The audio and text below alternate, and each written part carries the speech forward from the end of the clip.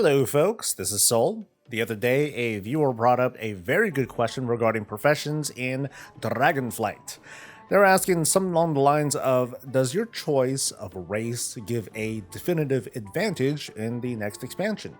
I'm going to spoil you just a little bit by saying that yeah, it's helpful for some, but not for others, but we're going to dive in as deep as we can to really understand, considering that we're still in the Dragonflight beta, mind you.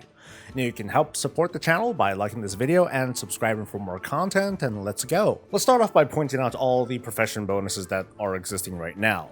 Gnomes have a bonus to engineering, Draenei get jewel crafting, Blood Elves get enchanting, Goblins get alchemy, Pandoran get cooking, Lightborns, Draenei, and Dark Iron Dwarves get blacksmithing, Nightborn get inscription, and Kultirans get a smaller bonus to all the primary professions. On the Gathering side, High Mountain Tauren have mining, Worgen get skinning, and regular Tauren get herbalism. There are a few inherent advantages to racial bonuses right now. The bonus allows for these races to purchase higher level recipes a little bit sooner. Also, whether a crafted item grants a skill point ignores the bonus levels, meaning that it's noticeably easier for a race with a profession bonus to level up. And finally, the bonus also raises their skill cap, which is partially why the question of advantage was brought up in the first place. In Dragonflight, professions are more than just your profession level, but what your specializations are. I'm speaking broadly here when I say that all professions will be able to unlock specializations at skill level 25. They can unlock an additional specialization tree, usually at around 50 and then at 100. Now this presents another advantage of having the right race and profession combo, and that's to unlock specializations a little bit sooner, meaning a gnome can unlock their specializations after 10 or so crafts, which saves them a decent amount of resources, although to be fair, in the case of engineers, they level up by crafting reagents that are going to be used later. So the advantage varies with each profession, as you may have already experienced. Early on, specializations will benefit gatherers greatly because they can start focusing on developing their gathering bonuses earlier and so start collecting usable and sellable material that much faster. It's not limited to them either.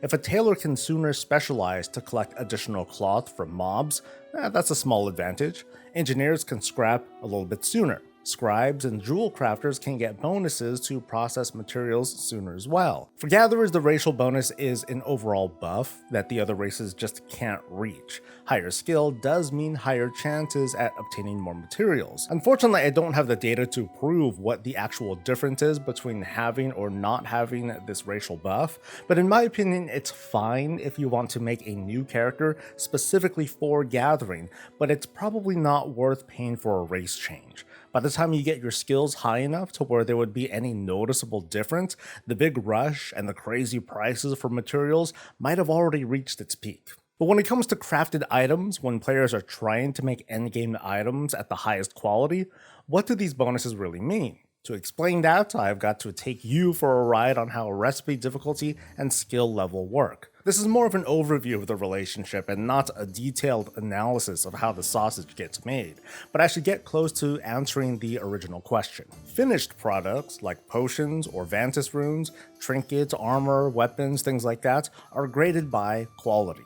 Consumables like potions have 3 levels of quality, and for the most part their potency is increased with higher quality.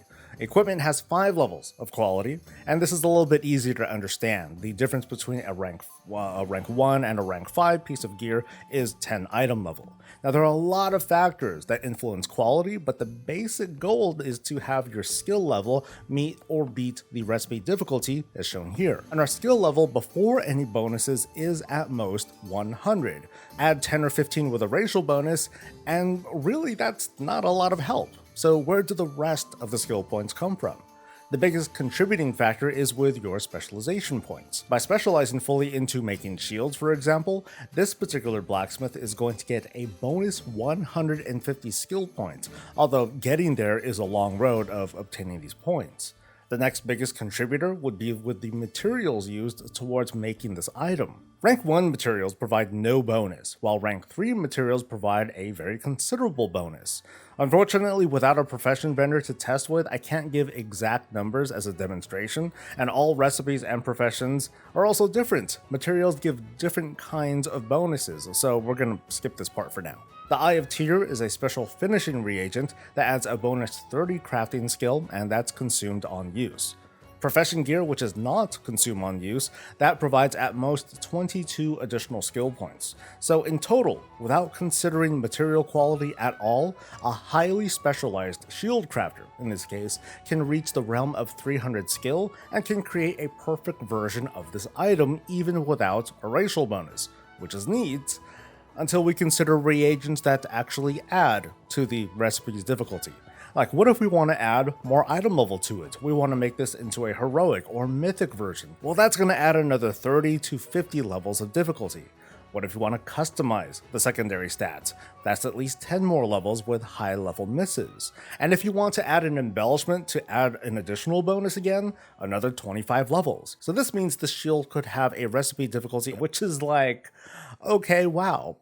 At the risk of making an assumption though, using rank 3 quality materials is more than likely to meet this difficulty level. The model here doesn't consider inspiration, which gives a chance to add bonus skill levels per craft that will in many cases push a given craft to its next level. From observation, I don't recommend relying on this stat for crafting gear, but more for the mass crafting of consumables. So in the face of needing around 400 skill to create a top level item, what does 10 to 15 points really mean? It's actually kind of a lot. When considering the use of specialization points, those are points that could possibly be used somewhere else. Basic profession gear is pretty easy to make, and you get 6 bonus skill from it. To get the full 22 that's possible though, you need to make a considerable investment of materials and this stuff called Artisan's Metal, which is used to make all sorts of different recipes and to recraft gear. With the racial bonus, you can hold off or even bypass the gear requirement depending on what it is you're trying to craft or mass produce. That's some pretty decent savings, but eventually other crafters are going to catch up. The long-term advantage will lie with being able to get away with skimping a little bit on quality resources. You only need to put as much skill into a craft as the difficulty allows, and anything after that is wasted. I think that career crafters, like the really hardcore players, are going to want to put some thought into race changing, because the long-term profits from that, it would be worth it. Now for everyone else though, like I'm not going to switch to a Lightforged Draenei just for the blacksmithing bonus, or a gnome for the engineering bonus. I mean, there are other reasons why, but whatever. But as for my scribe, okay, that's kind of a maybe, but it's because I play at a level where that can potentially pay for itself. So what'll you do? I encourage you to share your thoughts in a comment below. I'm sure that many have reached similar conclusions on their own, but I thought it would be fun to share with you some of the details behind it.